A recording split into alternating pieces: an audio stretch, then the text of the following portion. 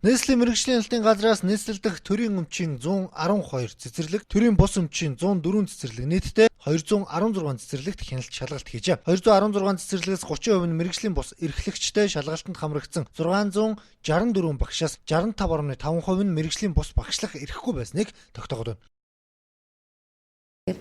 Ерөөсөө төрийн бус өмчийн цэцэрлэгүүд маань эмч байхгүй цэцэрлэгүүд эмчийн өрөө тусгаарлах яаралтай халдвар төвчин гасан тохиолдолд тусгаарлах тийм өрөө байхгүй төлөвлөгдөж байгаа.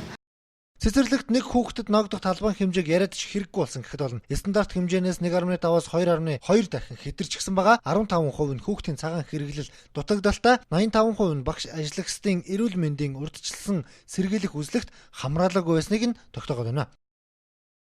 Төрийн өмчийн цэцэрлэгүүдийн маань барилгын насжилт их олон жил болсон учраас насжилттай холбоотойгоо үүссэн зөрчлүүд төрийн бус өмчих болохоор шинээр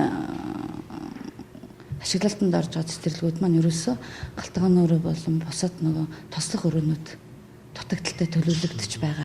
Эрүүл ахуйн шаардлага хангаж байгаа эсхийг тогтоохоор шинжилгээ авахд 25.1% нь нэнгийн бохирдолтой нөхцөлд хүүхдүүдийг байлгаж байжээ. Монгол улсын ирээдүйн болсон хүүхдүүд ийм нөхцөлд сургуулийн өмнөх боловсрол эзэмшиж байна.